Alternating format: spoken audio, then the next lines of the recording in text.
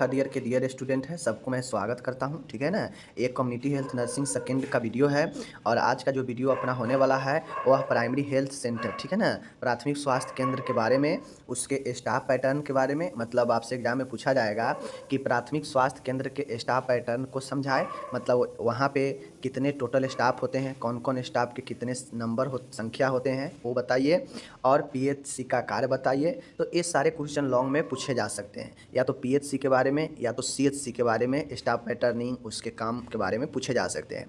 तो आज के इस वीडियो में हम देखेंगे पीएचसी के बारे में। बहुत अच्छा प्रश्न है, देखिएगा जरूर, समझिएगा। चलिए करते हैं शुरू। तो यहाँ पे सबसे पहले आप जान लीजिए पीएचसी होता क्या है। पीएचसी एक होता है प्राइमरी हेल्थ केयर, तो यहाँ पे प्राइमरी हेल्थ केयर नहीं है, ये पीएचसी यानी प्राइमरी हेल्थ सेंटर है। ठीक है, चलिए देखिए, यह ग्रामीण समुदाय एवं चिकित्सक के मध्य पहला संपर्क होता है। देखिए, आपके पीएचसी से नीचा सरकारी स्तर पर जो पहला जो अस्पताल होता है ना, वह होता है सब सेंटर। ठीक है, सब सेंटर, उपकेंद्र। इस उपकेंद्र पर आपके डॉक्टर नहीं होते हैं, बातें को समझ रहे हैं।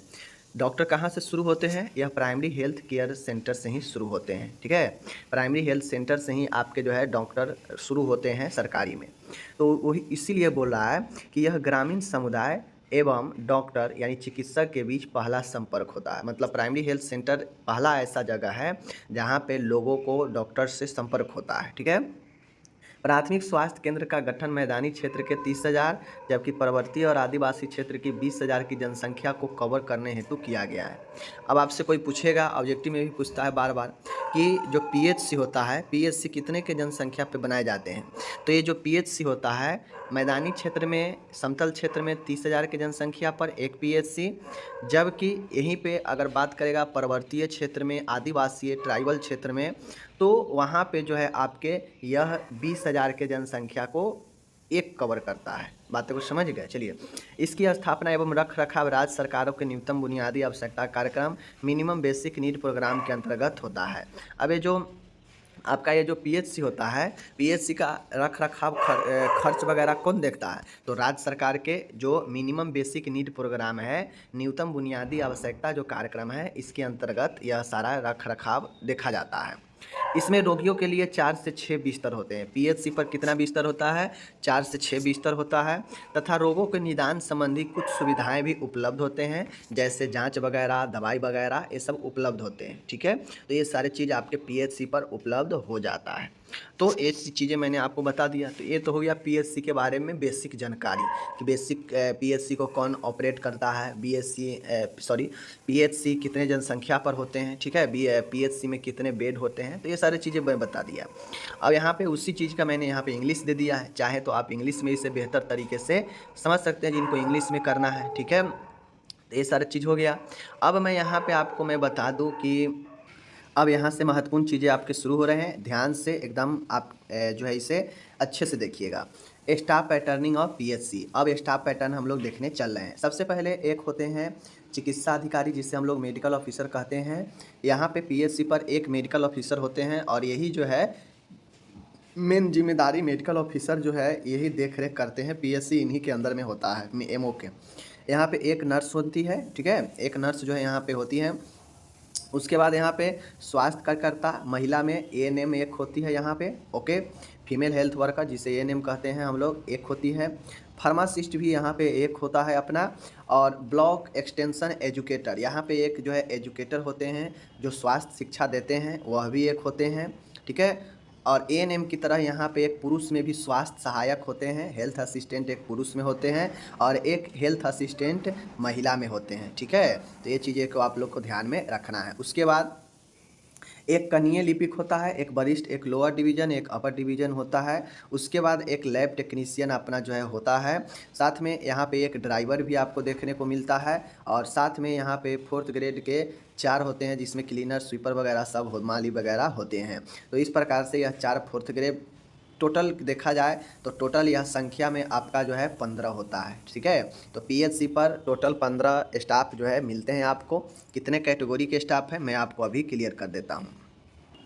यहाँ पे देख लीजिए, चिकित्सा अधिकारी 1, नर्स 2, स्वास्थ्य कार्यकर्ता 3, फार्मासिस्ट 4, एंड उसके बाद विस्तार शिक्षक 5। ठीक है, स्वास्थ्य सहायक 6, उसके बाद है स्वास्थ्य सहायक महिला 7, वरिष्ठ लिपिक 8, वरिष्ठ कनिष्ठ वरिष्ठ जो है 9 हुआ, और प्रयोगशाला लैब टेक्नीशियन 10, ड्राइवर 11, चतुर्थ वर्गीय 12। ठीक है, तो कुल मिला के जो है आपके 12 श्रेणी 12 टाइप्स के स्टाफ जो है यहाँ पे आपको देखने को मिलते हैं।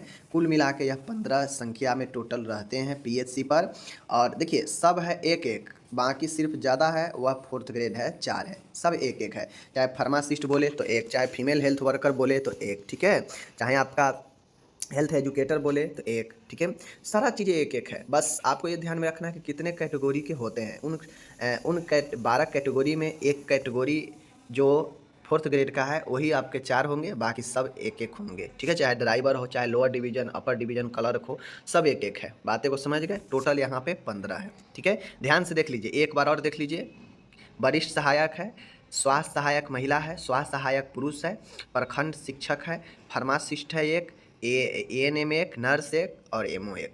ठीक है, मतलब नर्स मतलब जो स्टाफ ग्रेड ए होती है सीनियर नर्स वो होंगी। बातें को समझ रहे हैं ना? बाकी एएनएम तो होंगी, स्वास्थ्य सहायक मेल फीमेल दोनों होती है। तो ये सारे चीज़ें हैं, मैंने बता दिया। चलिए अब आता है कि प्राथमिक स्वास्थ्य केंद्र के क्या कार्य हैं। भाई फंक्शन ऑफ प्राइमरी हेल्थ के सेंटर, यानी प्राइमरी हेल्थ सेंटर के जो है आप फंक्शन बताइए, ये पूछा जा सकता है। तो चलिए देखते हैं, प्राइमरी हेल्थ सेंटर के बहुत सारे कार्य हैं। क्या क्या कार्य हैं ये कार्य समझना जरूरी है, ताकि आप समझ सके कि हाँ पीएचसी पर क्या क्या होता है। जब तक कार्य नहीं समझेंगे तब तक आपको चीज़ें क्लियर नहीं हो पाएगा। ठीक है, तो देख लीजिए, सबसे पहला, अब एक कार्य मैं बता रहा हूँ तो ऐसा नहीं है कि ये कार्य आपको सीरियल लिखना है, बस जानकारी के लिए कि हाँ कौन कौन से कार्य होता है दिमाग में आपको रखना है। जैसे पहला तो यही है कि देखभाल चिकित्सीय कार्य होता है यहाँ पे, ठीक है ना। उसके बाद दूसरा है स्वच्छ आपूर्ति एवं आधारभूत स्वच्छता का ध्यान रखना। यहाँ पे जो काम होता है वो काम में सबसे महत्वपूर्ण होता है कि स्वच्छ आपूर्ति एवं आधारभूत स्वच्छता का ध्यान रखना। ठीक है, यहाँ पे स्वच्छता और आधारभूत स्वच्छता का और स्वच्छता आपूर्ति का ध्यान रखा जाता है। स्थानीय बीमारियों की रोकथाम एवं उपचार, यहाँ पे जो पीएचसी पर कोई भी जहाँ पीएचसी है उसके आसपास कोई बीमारी है उसको कैसे रोकथाम, कैसे उसका ट्रीट करना है, इसका काम किया जाता है। प्रजनन एवं बाल स्वास्थ्य, परिवार नियोजन सहित जैविक सांख्यिकी का संग्रह एवं रिपोर्ट करना। पीएचसी का काम है कि जितने भी प्रजनन है, बाल स्वास्थ्य है, परिवार नियोजन है, इन सब का डाटा तैयार करना है। ठीक है ना। उसके बाद पाँचवा है, इसका काम है स्वास्थ्य शिक्षा देना। इनका काम है परामर्श देना लोगों को जिनको समस्या हो। आधारभूत प्रयोगशाला सेवाएं, यहाँ पे आधारभूत जो बेसिक नीड होता है, प्रयोगशाला लैब जो होता है वो होता है यहाँ पे। राष्ट्रीय स्वास्थ्य कार्यक्रम, यहाँ से राष्ट्रीय स्वास्थ्य कार्यक्रम को भी ऑपरेट किया जाता है। एंड लास्ट है ग्राम स्वास्थ्य मार्गदर्शक, ठीक है ना, विलेज हेल्थ गाइड, ठीक है ना, विलेज हेल्थ गाइड, स्थानीय दायी स्वास्थ्य कार्यकर्ताओं तथा स्वास्थ्य सहायकों को प्रशिक्षण देना। पीएचसी के अंतर्गत, चूँकि पीएचसी देखा जाए तो सबसे निचला स्तर का ठीक ठाक जो है एक केंद्र होता है, उससे नीचा सब सेंटर होता है। उस सब सेंटर पर आपको कोई ज़्यादा चीज़ होता नहीं है, तो ठीक ठाक वाला आपके पीएचसी ही होता है। ठीक है ना। तो यहाँ पे जितने भी ग्राम स्वास्थ्य मार्गदर्शक है, स्थानीय दायी है, स्वास्थ्य कार्यकर्ता है, स्वास्थ्य सहायक है, इन सब का प्रशिक्षण देना यहाँ पे जो है किया जाता है। बातों को समझ गए। दूसरा ये होगा कि सामुदायिक स्वास्थ्य केंद्र के स्टाफ पैटर्न को समझाए। मीन्स जो सामुदायिक स्वास्थ्य केंद्र है इसके जो स्टाफिंग जो पैटर्न है, इस पैटर्न को समझाना है। ठीक है, पैटर्न को क्या करना है, समझाना है। ओके, सामुदायिक स्वास्थ्य केंद्र के विभिन्न कार्यों का विवरण दीजिए। तो आपसे 3 क्वेश्चन पूछेगा। पहला तो ये कि आप क्या समझते हैं, दूसरा ये कि स्टाफ पैटर्न को बताइए सीएचसी का, और तीसरा ये कि इसके विभिन्न कार्यों को बताइए। तो ये क्वेश्चन आपसे लॉन्ग में पूछेगा। ठीक है, तो चलिए हम लोग जो है यहाँ पे अच्छे से डिस्क्राइब करते हैं। ओके, चलिए तो सबसे पहले आपको सामुदायिक स्वास्थ्य केंद्र के बारे में बताना होगा, सीएचसी के बारे में, कम्युनिटी हेल्थ सेंटर के बारे में। तो ध्यान देकर देखिए, सामुदायिक स्वास्थ्य केंद्र ग्रामीण स्वास्थ्य सेवा के अंतर्गत सेवाएं उपलब्ध कराती है। मीन्स ये जो आपका सीएचसी होता है यह कोई शहरी लेवल पर नहीं होता है। अब मान गए कोई शहर के व्यक्ति वह गांव के तरफ इलाज कराने आएगा, नहीं आएगा। तो ये जो सामुदायिक स्वास्थ्य केंद्र होता है ये ब्लॉक लेवल पर होता है, ये ब्लॉक में प्रखंड में स्थित होता है। अब जो प्रखंड में होता है वो तो गांव के लोग ही पहुंचते हैं ना, तो यह इसीलिए यह केंद्र जो है ग्रामीण स्वास्थ्य सेवा के अंतर्गत सेवा उपलब्ध कराता है, मीन्स सर्विस देता है। ठीक है, यह मैदान क्षेत्र में 1,20,000 जबकि आदिवासी और पर्वतीय क्षेत्र में 80,000 की जनसंख्या को कवर करता है। मीन्स एक जो आपका सीएचसी होता है, एक सीएचसी जो है यह 80 से लेकर 1,20,000 के जनसंख्या को कवर करता है। कहाँ पे 80,000, तो पर्वतीय और आदिवासी क्षेत्र में 80,000 और 1,20,000 के जनसंख्या कहाँ, तो मैदानी क्षेत्र में। इतना के जनसंख्या को यह क्या करता है, कवर करता है। ठीक है, प्रत्येक सामुदायिक विकास खंड में सामुदायिक स्वास्थ्य केंद्र की स्थापना की जाए। अभी मैंने बताया कि विकास खंड का मतलब वही होता है, ब्लॉक डेवलपमेंट ऑफिसर जो होते हैं बीडीओ, उन्हीं के अंतर्गत जो है यह विकास खंड होता है, जिसके अंतर्गत जो है सामुदायिक केंद्र की स्थापना प्रखंड में की जाती है। ठीक है, ये बेसिक चीज़ समझ गए। सामुदायिक स्वास्थ्य केंद्र पर एक सर्जन होते हैं, एक फिजिशियन होते हैं, एक स्त्री रोग विशेषज्ञ होती है और एक बाल रोग विशेषज्ञ होते हैं। कुल मिला के 4 जो है डॉक्टर होते हैं। ठीक है, क्या होते हैं, सामुदायिक स्वास्थ्य केंद्र पर एक जनरल सर्जरी के डॉक्टर होते हैं, सर्जन होते हैं, एक फिजिशियन मेडिसिन के होते हैं, एक स्त्री रोग होते हैं और एक बाल रोग यानी चाइल्ड हेल्थ के विशेषज्ञ होते हैं। ठीक है, 4 डॉक्टर होते हैं।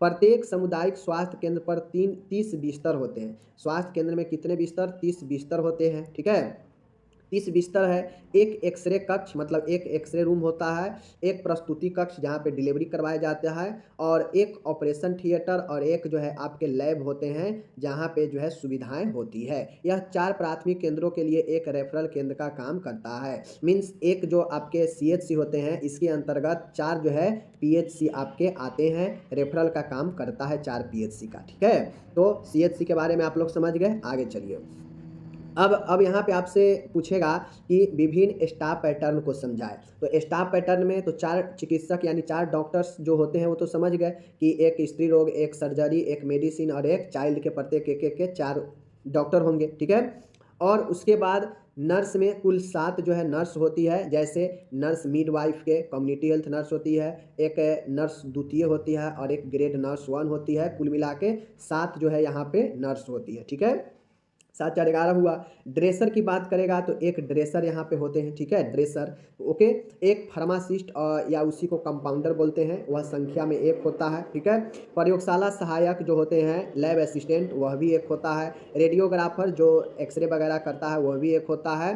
वार्ड बॉय जो कि ये भी जो है संख्या में आपके 1 होते हैं। सफाई कर्मचारी आपके यहाँ पे ज़्यादा होता है, क्योंकि सिर्फ सफाई कर्मचारी का देख रेख जो है तीनों शिफ्ट में साफ का काम कम ज़्यादा होता है। धोबी जो लॉन्ड्री का काम करता है वो 1 होता है। माली जो देख रेख करता है बगीचों का, पेड़ पौधे का, वह 1 होता है। और चौकीदार वह भी 1 होता है संख्या में। तो मैं आपको बता दूं, आपको ये नाम याद रखना है कि कौन कौन होता है। संख्या बहुत आसान है याद करना, बस सफाई कर्मचारी जो होगा वह 3 होगा, और ज़्यादा संख्या में नर्स होगी 7 और डॉक्टर होंगे 4। तो यही 3 जो है ज़्यादा संख्या में है, सफाई कर्मचारी, नर्स और डॉक्टर, बाकी सब 1 1 के संख्या में। ठीक है, आगे चलिए।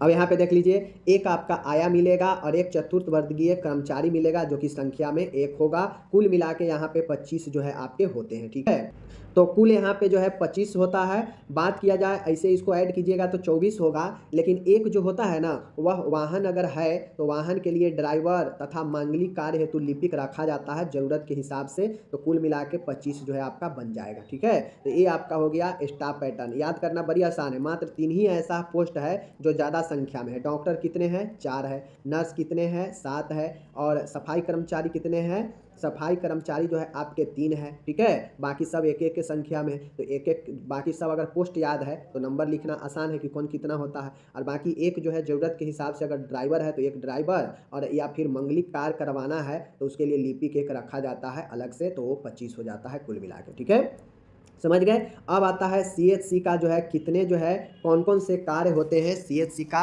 कम्युनिटी हेल्थ मतलब सामुदायिक स्वास्थ्य केंद्र का क्या क्या जो है यहाँ पे काम होता है। ठीक है, काम है, तो चलिए काम को देखिए। काम के लिए यहाँ पे आप लोग देख लीजिए, मैं बता देता हूँ। काम के लिए सबसे आगे आपसे पूछेगा सीएचसी कम्युनिटी हेल्थ सेंटर काम अगर आपसे पूछेगा तो यहाँ पे विशेषज्ञ सेवाएं जैसे मेडिसिन, सर्जरी, स्त्री रोग और शिशु रोग प्रदान करना। यहाँ पे अगर किसी को मेडिसिन दिखाना है फिजिशियन होते हैं, सर्जन का काम है तो सर्जरी रहता है वहाँ पे, स्त्री रोग से स्त्री रोग है तो स्त्री रोग डॉक्टर से दिखाइए, बच्चे को दिखाना है तो शिशु रोग से दिखाइए। मतलब यहाँ पे विशेषज्ञ जो है होते हैं। ठीक है, यहाँ पे सभी प्रकार के थेरेपेटिक और रोग निवारक चिकित्साएं सेवा प्रदान किया जाता है। मीन्स यहाँ पे सभी प्रकार के आपको उपचारात्मक और रोग निवारण के चिकित्सीय सेवा उपलब्ध कराया जाता है। ठीक है, जबकि सब सेंटर पर पीएचसी पर सभी प्रकार के उपलब्ध नहीं होता है। समझ रहे हैं। प्राथमिक स्वास्थ्य केंद्र के लिए परामर्श सुविधा उपलब्ध कराना, चूँकि सीएचसी है तो पीएचसी से ऊपर होता है, तो यह पीएचसी के जो है परामर्श देने का भी काम करता है। प्राथमिक स्वास्थ्य केंद्र के कार्यों को निगरानी व निरीक्षण करना। अब सीएचसी पीएचसी से ऊपर है तो यह पीएचसी के कार्यों को ऑब्जर्वेशन करेगा, सुपरविजन भी करेगा, ठीक है। सभी राष्ट्रीय स्वास्थ्य कार्यक्रमों का क्रियान्वयन एवं सक्रिय सहभागिता होना। सीएचसी क्या करता है, सीएच देखिए जितने भी हेल्थ आपके हेल्थ सिस्टम है, जितने भी हेल्थ संस्था है, स्वास्थ्य संस्था है, चाहे पीएचसी हो, सीएचसी हो, मेडिकल कॉलेज हो, यह सब जो है अपने स्तर पर जो है क्या करता है, कार्यक्रमों का क्रियान्वयन जो है समय समय पर करते रहता है, तो इसका भी काम है। शिशु स्वास्थ्य तथा परिवार नियोजन की सेवाएं प्रदान करना। सीएचसी का यह भी काम है कि यह शिशु का भी स्वास्थ्य और परिवार नियोजन का भी सेवा जो है प्रदान करता है, ठीक है। रोगियों को स्वास्थ्य सेवा उपलब्ध नहीं होने पर जिला अस्पताल या फिर टीचिंग अस्पताल के लिए रेफर करना।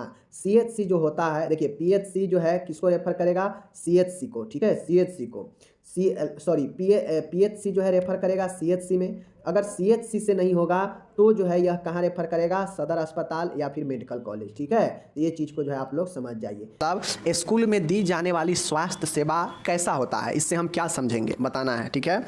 उसके बाद स्कूल स्वास्थ्य सेवा सामुदायिक स्वास्थ्य का एक महत्वपूर्ण आयाम है, क्यों, कारण की व्याख्या करें। हमें ये बताना है कि स्कूल स्वास्थ्य सेवा जो है, स्कूल हेल्थ सर्विस जो है, किसी भी गांव या किसी भी कम्युनिटी का एक महत्वपूर्ण आयाम है। कैसे, कारण बताना है, कारण देना है कि स्कूल स्वास्थ्य सेवा जो है समुदाय के लिए एक कैसा बेहतरीन स्वास्थ्य सेवा कैसे है, इसका कारण बताना है, ठीक है। तो ये रीजन देना है, या फिर इसी में आपसे क्वेश्चन पूछेगा कि स्कूल स्वास्थ्य सेवा के उद्देश्य क्या है, स्कूल स्वास्थ्य सेवा क्यों महत्वपूर्ण है, बताना है। वही सब चीज़ें हैं, वही क्वेश्चन है। चलिए देखते हैं। माय डियर, सबसे पहले तो आपको ये समझाना पड़ेगा कि स्कूल स्वास्थ्य सेवा होता क्या है, स्कूल हेल्थ सर्विस होता क्या है। पहले इस चीज़ को समझिए। माय डियर, स्कूल स्वास्थ्य सेवा वे समग्र मतलब क्या होता है, सभी, ठीक है ना, सभी चीज़ों को मिलजुल। तो स्कूल स्वास्थ्य सेवाएं वे समग्र स्वास्थ्य सेवाएं हैं जो विद्यालय में पढ़ने वाले बच्चों, कार्यरत अध्यापक तथा अन्य स्टाफों को बीमारी की रोकथाम, स्वास्थ्य के उन्नयन तथा रोगों के उपचार के उद्देश्य से प्रदान की जाती है। माय डियर, पहले आपको ये समझना पड़ेगा कि स्कूल स्वास्थ्य सेवा जो होता है, स्कूल में दी जाने वाली स्वास्थ्य का सेवा होता है। अब ऐसा नहीं है कि स्कूल में बच्चे पढ़ते तो सिर्फ बच्चे का ही देखभाल किया जाता है। स्कूल में जो है जो भी टीचर होते हैं, जो भी स्टाफ होते हैं, उनको भी बीमारी हो सकता है, उनका भी सेहत गड़बड़ हो सकता है। तो बच्चे के जो पढ़ने वाले बच्चे हैं, जो कार्यरत अध्यापक है, अन्य स्टाफ है, उनको बीमारी की रोकथाम, उनके स्वास्थ्य को बेहतर बनाना तथा रोगों के उपचार के उद्देश्य से यह जो है सेवा प्रदान किया जाता है। तो चीज़ों को समझ गए, यही हमारा स्वास्थ्य सेवा होता है जो स्कूल में दिया जाता है, इसीलिए इसे स्कूल स्वास्थ्य सेवा कहा जाता है। समझ गए ना चीज़ों को। चलिए, ये हो गया। स्कूल स्वास्थ्य सेवाओं के द्वारा बालकों में व्यक्तिगत स्वच्छता, पर्यावरणीय स्वच्छता, पोषणीय आहार, दुर्घटनाओं से बचाव, पर्याप्त आराम, नशाखोरी एवं अन्य व्यसनों से दूर रहने आदि के संबंध में स्वास्थ्यकर आदतें विकसित की जा सकती है। अब हम लोग जानते हैं कि एक स्कूल जो देखते होइएगा, बच्चा सबका जो स्कूल होता है गाँव में, या गाँव में जो सरकारी स्कूल होता है या प्राइवेट ही ले लीजिए, तो देखते होइएगा कि जो स्कूलिंग वाले जो बच्चे होते हैं, देखते होइएगा कि उनका एक एक स्कूल में, सरकारी में 2-2, 250-250 बच्चे रहते हैं, 5वां तक 8वां तक होता है। तो आप लोग देखते होइएगा कि कहीं ना कहीं एक मोहल्ला में या एक गांव में 2-3 स्कूल होते हैं और उसमें लगभग 2-2, 300 जो है बच्चे रहते हैं। तो आप समझ सकते हैं ऐसे जो है एक राज्य में, एक जिला में, एक ब्लॉक में कहा जाए तो कितना बच्चा होगा स्कूल वाला।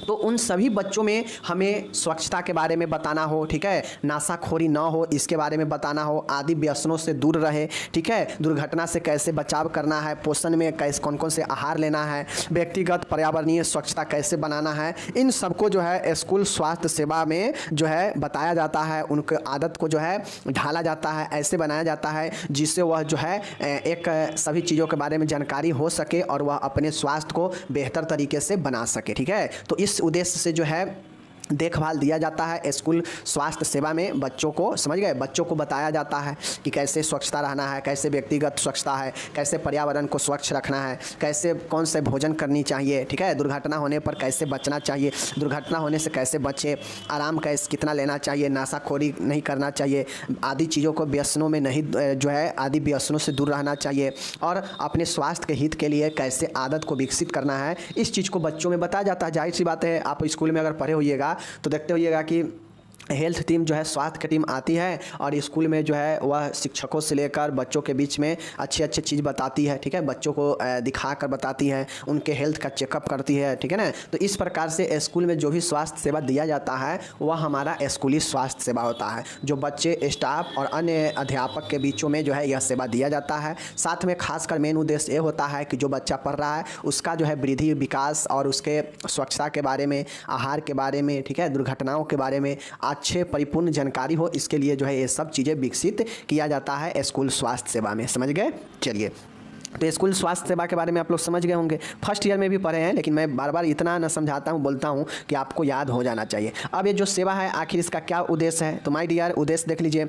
स्वास्थ्य निरीक्षण, स्वास्थ्य देखभाल, पोषण कार्यक्रमों द्वारा स्कूली बालकों की वृद्धि और विकास को प्रोत्साहित करना। अब स्कूली स्वास्थ्य सेवा का यही उद्देश्य है कि स्वास्थ्य का निरीक्षण करना, देखभाल करना, पोषण कार्यक्रम के बारे में बच्चों में बताना और उनके वृद्धि और विकास को प्रोत्साहित करना। पहला पॉइंट यही मुख्य पॉइंट होता है इसका उद्देश्य में, ठीक है। संक्रामक रोगों की रोकथाम और नियंत्रण करना, क्योंकि स्कूल में बच्चे ग्रुप में होते हैं, सभी बच्चे आपस में खेलते हैं, हंसते हैं, गाते हैं, बोलते हैं, तो संक्रमण होने का खतरा भी ज़्यादा रहता है। तो इस संक्रमणों को कैसे रोकथाम और नियंत्रण करना है।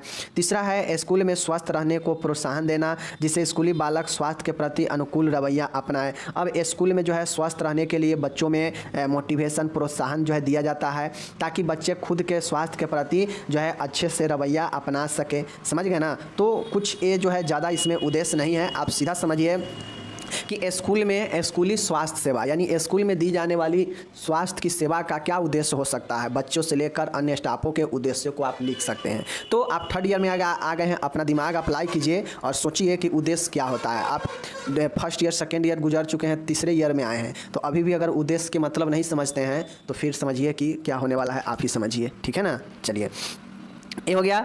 अब माय डियर यहाँ पे जो स्कूली स्वास्थ्य सेवा है यह सामुदायिक स्वास्थ्य का एक महत्वपूर्ण आयाम है। हम लोग जानते हैं कि जो स्कूल में दी जाने वाली जो स्वास्थ्य सेवा होता है वह किसी भी कम्युनिटी के लिए एक महत्वपूर्ण आयाम, डायमेंशन होता है, ठीक है। इससे निर्धारित होता है कि स्कूल में स्वास्थ्य सेवा अगर दिया जाता है तो उससे बच्चे में जागरूकता रहता है, बच्चे में शिक्षा पहुँचता है स्वास्थ्य के बारे में, पर्यावरण के बारे में, ठीक है ना, और वह जो है संभल के रहता है। अगर उसे इन सभी चीज़ों से जागरूकता नहीं कराया जाए, नहीं बताया जाए तो क्या होगा, गंदगी में खेलेगा, वह जो है अपने चीज़ों के बारे में ज़्यादा नहीं सोचेगा, आसपास के पर्यावरण के बारे में नहीं सोचेगा और जो मन होगा वो अपना करेगा, तो उससे क्या होगा, घाटा ही होगा। तो इसीलिए कहा गया है कि स्कूल स्वास्थ्य सेवा सामुदायिक स्वास्थ्य का एक महत्वपूर्ण आयाम है। यही कारण है कि स्कूली स्वास्थ्य सेवा प्रदान करने का निम्नलिखित कारण है। कौन कौन कारण है? तो पहला देखिए, बड़ी संख्या। स्कूली स्वास्थ्य सेवा देने का मेन मकसद ये होता है कि स्कूल में जो संख्या होता है वह बड़ा होता है। आप चाहें तो सेवा देने जाएंगे तो एक दिन में अगर आप एक स्कूल का चयन करेंगे तो लगभग 150-200 जो बच्चा स्कूल में है उसको आप एक बार में जो है बता सकते हैं स्वास्थ्य के बारे में, पोषण के बारे में, शिक्षा के बारे में, पर्यावरण स्वच्छता के बारे में, ठीक है। चेकअप कर सकते हैं, उसमें जो बच्चा ज़्यादा गंभीर लग रहा है उसको चेकअप कर सकते हैं। तो इसका मतलब होता है कि बड़ी संख्या, चूँकि हमारे देश में स्कूल वाले जो स्कूलिंग जो बच्चे होते हैं, जो स्कूल जाने वाले बच्चे होते हैं, उनका संख्या अधिक होता है। ये कारण होता है कि इनमें जो है एक बड़े सा जो है हकदार होते हैं। यह जो स्कूली बच्चे होते हैं स्वास्थ्य के एक बड़े से हकदार होते हैं स्वास्थ्य सेवा का। यही कारण है कि स्कूली स्वास्थ्य सेवा जो है दिया जाता है एक बड़ी जनसंख्या होने के कारण। समझ गए।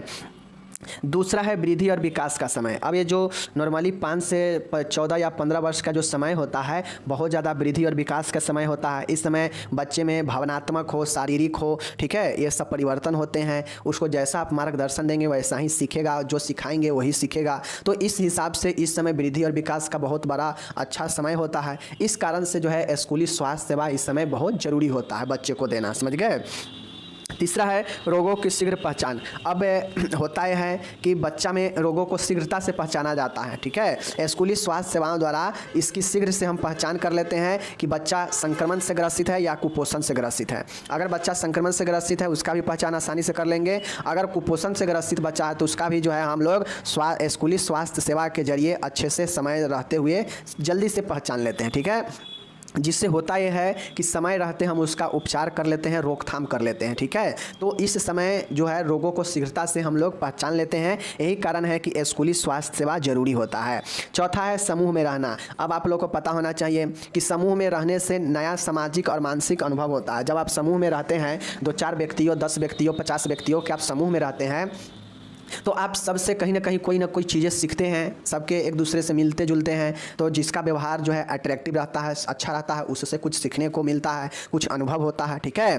तो ये चीज़ें होता है, तो ये तो होता है। बट समूह में बच्चा जो स्कूल में होता है, 200-150 जो बच्चा पढ़ता है एक साथ स्कूल में, तो उन बच्चों में साथ रहने के कारण उस पर क्या होता है, संक्रमण भी फैलने का जो है बहुत ज़्यादा संभावना रहती है, ठीक है। और यह संक्रमण चूँकि छुट्टी के बाद बच्चा अपने घर जाता है, तो हो सकता है जो संक्रमण दूसरे बच्चे से उसको स्कूल में हुआ है, वह जो है क्या करेगा, अपने घर में ले जाएगा, घर में जाएगा, माँ से मिलेगा, पापा से मिलेगा, भाई से मिलेगा, सबको हो सकता है घर में संक्रमण भी फैला दे। तो चूँकि समूह में रहने से व्यक्ति को संक्रमण भी होता है, और कहा जाए तो व्यक्ति का आंतरिक विकास, व्यवहार में भी जो है नया कुछ चीज़ें अनुभव आता है, बट इससे संक्रमण भी होता है। तो यह संक्रमण घर तक ले जा सकता है बच्चा। इसके लिए जो है क्या होता है कि आपके स्कूल में स्वास्थ्य सेवा देना जरूरी होता है। क्यों? क्योंकि बच्चा यहाँ पे समूह में रहते हैं, और समूह में होने से संक्रमण का भी खतरा होता है, और वह संक्रमण बच्चे अपने घर तक ले जा सकते हैं। यही कारण है कि समूह में रहने के कारण स्कूल में स्वास्थ्य सेवा दिया जाता है। 5वां है नियंत्रित जनसंख्या।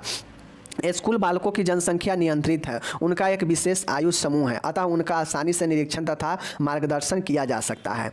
अब आपको मैं बता दूं, नियंत्रित जनसंख्या का मतलब है, अगर किसी स्कूल में मान गए 400 बच्चे के टोटल एडमिशन है, ठीक है, सभी जो है क्लास मिला लगाकर अगर 400 बच्चे का एडमिशन है एक स्कूल में, वो तो जो है निश्चित है, 400 निश्चित है। 400 ही ज़्यादा से ज़्यादा होगा तो 400 बच्चे ही स्कूल में आएंगे। अगर टोटल बच्चे प्रेजेंट हो जाएंगे तो 400 ही ना होंगे। लेकिन अगर किसी आप अननोन जगह पर जाते हैं तो वहाँ पे पहले 10 आदमी आएगा, फिर धीरे धीरे जमा होकर 15 हो जाएगा, फिर जमा होकर 30 हो जाएगा, फिर जमा होते होते फिर जो है 40 आदमी हो जाएगा, फिर 50 होगा, जिसका आपको लिमिट नहीं रहेगा कि आदमी कितना आएगा नहीं आएगा। बट जो है स्कूल में एक निश्चित जो है जनसंख्या होता है। अगर आपको पता है कि इस स्कूल में 400 है तो आप उसी के हिसाब से स्वास्थ्य सेवा अपना देना शुरू करते हैं, ठीक है। तो ये कारण है कि नियंत्रित जनसंख्या होने के कारण स्कूली स्वास्थ्य सेवा जो है दिया जाता है, ठीक है।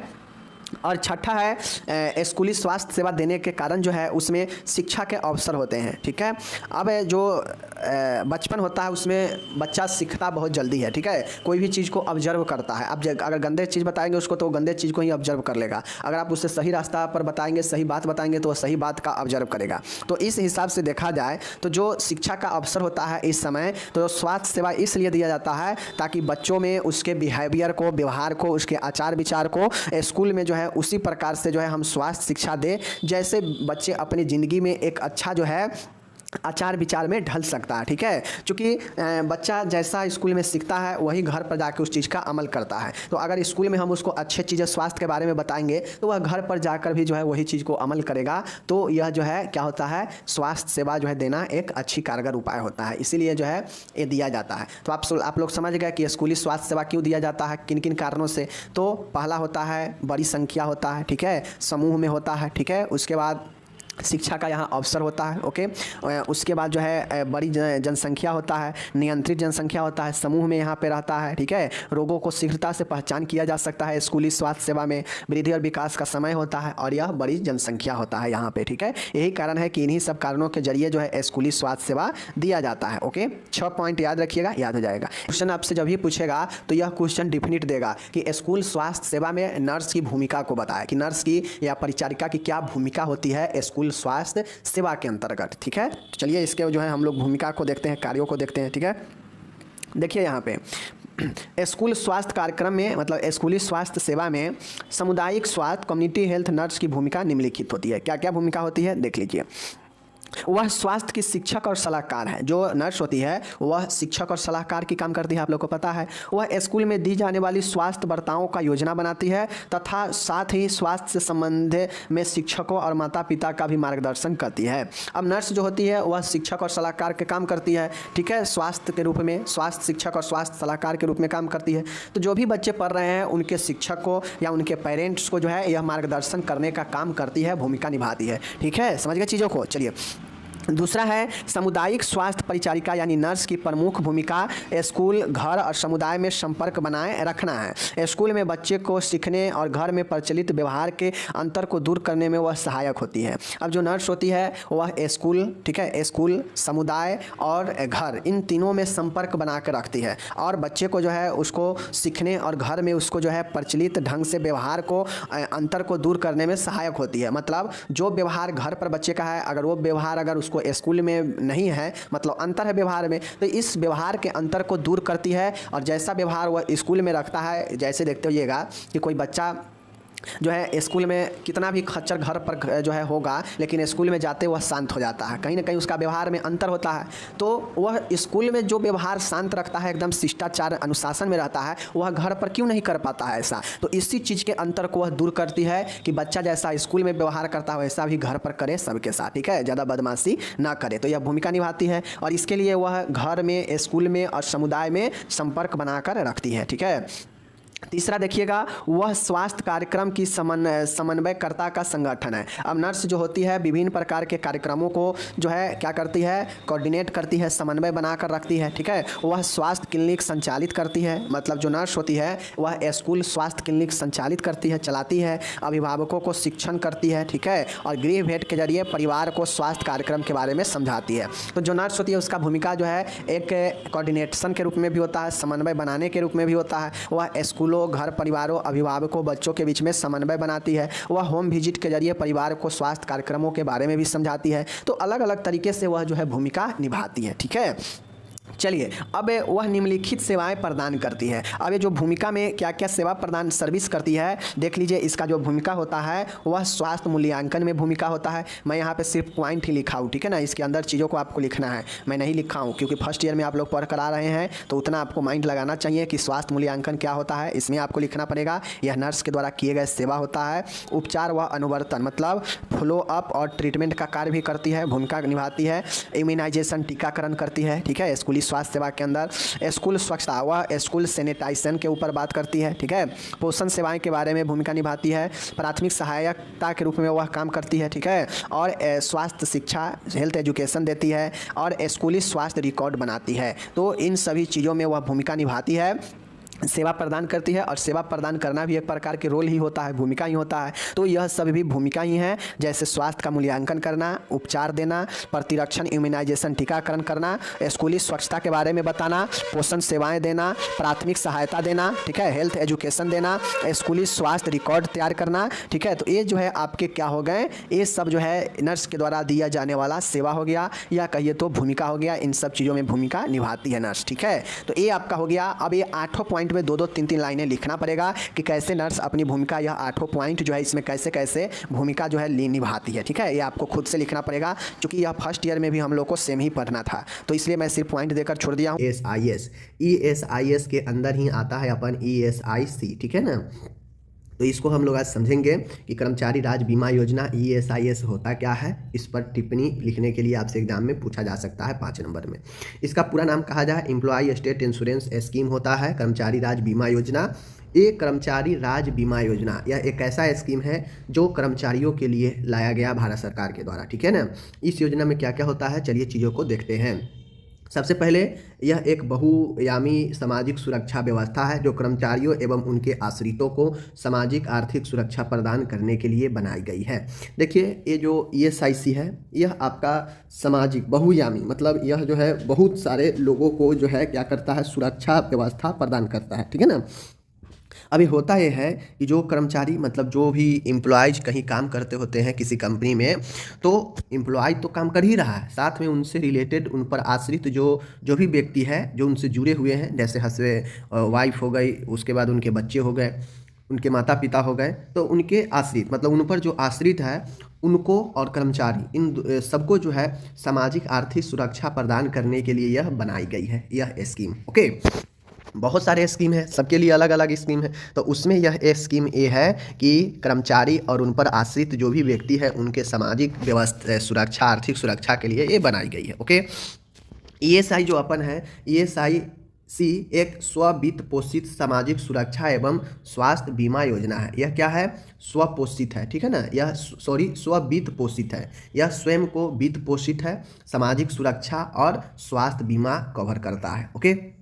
तो ESIC एक ऐसी वित्तीय सामाजिक सुरक्षा है और स्वास्थ्य का बीमा योजना है जिसमें आपको क्या किया जाता है कि जितने भी, जैसे मान गए महिला कर्मचारी है, उसको प्रेगनेंसी, गर्भावस्था हो, कोई ऐसे कर्मचारी हो जिनको काम करते हुए कोई दुर्घटना हो जाए, कोई उनको जो है स्वास्थ्य संबंधी समस्या हो जाए, तो उनको जो है काफ़ी रियायती दर पर ईएसआई में जो है उनको ईएसआईसी में जो है उनको फ्री में इलाज, मुफ्त में इलाज, स्वास्थ्य सुविधा दी जाती है। ओके, आप लोग देखते भी होंगे ये जो भी लोग काम करते हैं और उनका सैलरी अगर 21,000 से कम है, 21,000 या इससे कम है, तो उनके सैलरी से कुछ ईएसआईसी के कुछ भाग कटते हैं। ठीक है, पर महीने ये आपको करते हैं। कितना करते हैं? तो आपके सैलरी 21,000 से कम है, जितना भी हो, आपके सैलरी का 0.75% हर महीने कटौती होता रहता है, डिडक्ट होता रहता है। ये आपको ईएसआई जो फंड होता है उसमें जो है जाकर जमा होता है, और कभी भी आपको ज़रूरत पड़े, कोई स्वास्थ्य से संबंधित जुड़ी हुई समस्या हो जाए, कोई आपको जो है देख रेख करवाना हो, आपके हस्बैंड वाइफ को करवाना हो, या फिर मैं बता दूं कि माता पिता को करवाना हो, तो आपको मुफ्त में जो है ये जो पैसा कट रहा है, इसी के ज़रिए आपका कार्ड बनता है, ईएसआई कार्ड बनता है। वो कार्ड लेकर आप जाएंगे तो आपको ईएसआई जो हॉस्पिटल है सरकार के द्वारा, उसमें आपको मुफ्त में इलाज वगैरह होता है। ओके, तो ये आपको ईएसआई, अब ये जो ईएसआई जो सुरक्षा बीमा योजना, स्वास्थ्य बीमा योजना जो करता है, यह अस्थायी कर्मचारी, ठीक है ना, जो किसी भी अब ऐसा नहीं है ईएसआई के लिए आपको सरकारी जो है कर्मचारी होना ही जरूरी है, नहीं, ये सरकार के द्वारा इसीलिए लागू किया गया, जो कम तनख्वाह पाने वाले हैं, जो जिनका वेतन 21,000 या इससे कम हो, तो उन लोगों को कुछ सहायता दिया जाए, कुछ ऐसे योजना लाया जाए जो उनको भविष्य में स्वास्थ्य से जुड़ी हुई समस्याओं में मदद करे, उनका बीमा करे। ठीक है ना, तो अगर किसी का 21,000 वेतन है या इससे कम है तो इसके लिए पात्र होते हैं। इसमें कर्मचारी का योगदान इतना % होते हैं। पहले ये जो परसेंटेज था इतना था, लेकिन अब नया वाला में इतना है। ओके, तथा जो रोजगार प्रदाता है, मतलब जो एम्प्लॉयर है, जो रोजगार देते हैं, मीन्स जो संस्थान है, जो कंपनी है, उनका योगदान अभी न्यू वाला में 3.75 है, जबकि ये पहले कितना था? पहले 4.75 था। ठीक है, याद रखिएगा, न्यू वाला ये है और पुराना वाला कौन सा है? आपका ये है, न्यू वाला ये है, पुराना वाला ये है। ये आपके सैलरी से कटेगा, ठीक है ना, ये आपके सैलरी जितना भी ग्रोथ सैलरी है उसका परसेंटेज इतना कटेगा, और आपका इसके अतिरिक्त आपका जो मैं बता दूं, जो आपके एम्प्लॉयर हैं, जो आपके कंपनी, जो संस्थान है आपके जहां काम कर रहे हैं, उस संस्थान इतना कंट्रीब्यूट आपको करती है। ठीक है, तो यही आपका जो है आप समझ लीजिए, यहाँ पे कुल मिलाकर देखा जाए तो आप 25 सीने आने दीजिए, हो जाएगा 4, लगभग 4.5% जो है आपको पूरे सैलरी का 4.5% मिलता है, पर महीने कटता है। ओके, तो ये आपका ईएसआई होता है, जो एम्प्लॉय स्टेट स्कीम इंश्योरेंस के तहत जो है आपको ये चीज़ें, एम्प्लॉय स्टेट इंश्योरेंस स्कीम, कर्मचारी राज्य बीमा योजना, ठीक है, एक कर्मचारियों के लिए शुरू किया गया एक योजना होता है, जिसमें आगामी कर्मचारियों को होने वाले स्वास्थ्य से जुड़ी हुई समस्या में यह मदद करता है, फ्री में, मुफ्त में इलाज वगैरह में, सारे चीज़ में ये जो है मदद करता है, और उनसे जुड़े हुए जो उन पर आश्रित है उनको भी मदद करता है। ठीक है, तो ये हो गया, ये जानना बहुत ही ज़रूरी है। आप मान के कहीं प्राइवेट में जॉब कर रहे हो या किसी अस्पताल में जॉब कर रहे हो, आपका वेतन 15-16 हज़ार है, 17 हज़ार है, तो आपको ईएसआई कटना है। ठीक है, ईएसआई कटना है, और ईएसआई वैसे कंपनी को कटवाना एकदम मस्ट होता है जहाँ पे 10 या उससे ज़्यादा कर्मचारी काम कर रहे हो। ठीक है ना, अगर कोई हॉस्पिटल है वहाँ पे 10 या 10 से ज़्यादा कर्मचारी अगर काम कर रहा है, तो वह अस्पताल को हर हाल में ईएसआई में रजिस्टर करवाना चाहिए ही, समझ गए।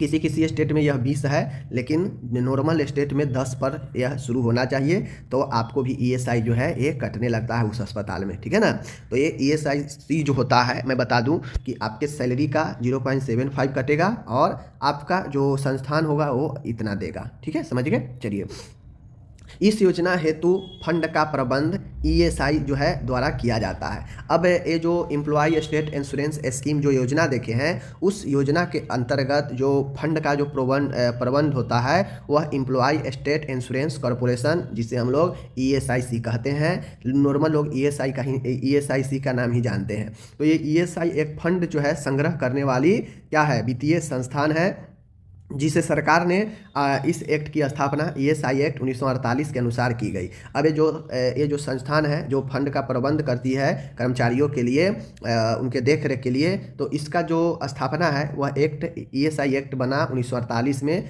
जिसको भारत सरकार ने इसे लागू किया था। ठीक है, ध्यान रखिएगा। अब बात आता है भाई कि ईएसआई के अंतर्गत कौन कौन से बेनिफिट, लाभ दिए जाते हैं। तो इसके अंतर्गत लाभ काफ़ी महत्वपूर्ण होता है, लाभ से समझिएगा। देखिए, ईएसआई के अंदर जो लाभ होता है, बीमारी में सिकनेस में आपको बेनिफिट मिलता है, कोई बीमारी हो उसमें आप दिखा सकते हैं, लाभ मिलता है, ठीक है। डिजेबिलिटी बेनिफिट, अगर मैं कोई अपंग हो गया है, काम करते हुए अगर किसी को अपंगता आ गया, डिजेबिलिटी आ गया, तो उसको जो है ईएसआई के अंतर्गत जो है उसको मिलता है कुछ बेनिफिट, पैसे वगैरह, ठीक है। आगे है डिपेंडेंट बेनिफिट। डिपेंडेंट बेनिफिट का मतलब है आश्रित जन हित लाभ, यानी आप तो काम कर ही रहे हैं एज ए कर्मचारी, लेकिन आप पर जो आश्रित है, आपके हस्बैंड या वाइफ, कोई भी हो सकता है। अगर कोई फीमेल काम कर रही है तो उसका हस्बैंड, अगर कोई मेल काम कर रहा है तो उसका जो है वाइफ, और उनसे जुड़े हुए जो माता पिता है, बच्चे हैं, यानी आप पर जो आश्रित है डायरेक्टली रूप से, उनको यह लाभ मिलता है। मैटरनिटी बेनिफिट मिलता है। मैटरनिटी बेनिफिट कहने का मतलब है कि जो मैटरनिटी बेनिफिट कहने का मतलब होता है कि जैसे प्रेगनेंसी होता है महिला को, तो उसमें ईएसआई के द्वारा जो है लीव पर भी जो है पेड मिलता है, यानी 6 महीने का अगर कोई लीव लेकर जा रही है महिला मैटरनिटी लीव में, वो तो मान के अगर प्रेगनेंसी में है, जब बच्चा होने वाला है, तो छोटे बच्चे में तो वह काम नहीं कर सकती है, तो इसलिए 6 महीने का छुट्टी मैटरनिटी मिलता है, तो उसका पेड जो है किया जाता है ईएसआई के द्वारा, अगर ईएसआई में नाम है तो, ठीक है। आगे है मेडिकल बेनिफिट। मेडिकल बेनिफिट कहने का मतलब होता है चिकित्सा हित लाभ, यानी आपको चिकित्सा से संबंधित भी जो है आपको मेडिकल से रिलेटेड दवाई वगैरह, जांच वगैरह में भी आपको बेनिफिट मिलता है, तो ये सब इसका जो है लाभ है, ओके। इसके अतिरिक्त प्रस्तुति व्यय, यानी जो प्रस्तुति होता है, लेबर होता है, उसमें भी खर्चा दिया जाता है। अंत्येष्टि व्यय, बेरोजगारी भत्ता, शारीरिक पुनर्वास, ठीक है, व्यावसायिक पुनर्वास आदि लाभ भी ईएसआई में दे है। तो इन सब के अतिरिक्त ये भी लाभ, ये भी और ये भी और ये भी और ये भी लाभ भी जो है ईएसआई में दे होता है, ओके। तो ये अपन हो गया इसका लाभ। लाभ महत्वपूर्ण होता है, आपसे कोई पूछ देगा ईएसआई में क्या क्या किया जाता है बताओ, तो आपको बताना पड़ेगा। देखिए अब इसके आंकड़ा मैं बता दूं, 31 मार्च 2023 के अनुसार योजना के लाभार्थी, जब आप ईएसआई के वेबसाइट पर जाएंगे तो लेटेस्ट में अपन यही दिया है, यही जो है आपको दिया है 22 से 23 जो है फाइनेंशियल ईयर में ही दिया है, 31 मार्च 2023 तक दिया है, ठीक है। इसमें अभी तक कितने जो है लाभार्थी हो चुके हैं, कितने बेनिफिशियर जो है इसका हो चुका है, देखिए। बीमाकृत व्यक्ति या परिवार यूनिट, यानी बीमाकृत जो व्यक्ति है या परिवार में जो यूनिट है वह लगभग 3.42 करोड़ है। इतना व्यक्ति जो है बीमा करवा चुका है, ईएसआई में रजिस्टर्ड है, ठीक है। कर्मचारियों की संख्या की बात करेगा तो कर्मचारियों की संख्या में बात करेगा तो इतना करोड़, 3.05 करोड़ इतना कर्मचारी है, ठीक है। कुल लाभार्थियों की संख्या की बात करेगा तो 3.30 करोड़, यानी 3.30 करोड़ कहने का मतलब है कि इतना कर्मचारी है, लेकिन कर्मचारी में तो परिवार में तो सदस्य है, पत्नी है, उसका माता पिता है, बेटा बेटी है, बच्चे हैं, तो कुल मिला के इतना लाभार्थी है, मतलब जिसको लाभ मिल रहा है इतना लाभार्थी है, ठीक है। नंबर ऑफ इंश्योरेंस वोमेन, यानी महिला की बात करें जो इससे लाभान्वित है, जिनको इंश्योरेंस हो रखा है ईएसआई के अंदर, वह 67 लाख, ठीक है ना, 67 लाख जो है। और नंबर ऑफ एम्प्लॉयर की बात करें, यानी कंपनी रजिस्टर्ड की बात करें, तो ईएसआई पर अभी तक 20.83 लाख जो है, आपको लगभग 21 लाख कंपनी रजिस्टर्ड है, ठीक है। तो इस आंकड़ा को आप चाहे तो याद कर सकते हैं, लेकिन ये जानकारी के लिए मैंने बता दिया है कि अभी बीमाकृत परिवार यूनिट इतना है, कर्मचारियों की संख्या इतना है, लाभार्थियों की संख्या ये है, इंश्योरेंस वोमेन में इतना है और कंपनी इतना है। तो इस प्रकार से यहाँ पे मैंने आपको क्या पढ़ा दिया, CHN2 का काफ़ी महत्वपूर्ण क्वेश्चन 5 नंबर में अगर पूछता है ईएसआई के बारे में, तो आप जो है सारा चीज़ इसे लिख दीजिएगा, ठीक है। तो ये अपन हो गया आज का अच्छा क्वेश्चन। कम समय में मैंने आपको एक अच्छे क्वेश्चन करा दिया, और मैं यही सोच ही रहा हूँ कि वीडियो छोटा हो, अच्छे से समझ में आ जाए, आप लोगों को बेहतर रहेगा, ठीक है ना। बाकी सारे मैं एक चीज़ आप लोग को बता देता हूँ कि जो भी मेरे 3rd ईयर के स्टूडेंट हैं, आप लोग पढ़ाई कीजिए और बेहतर तरीके से कीजिए, ठीक है। धन्यवाद।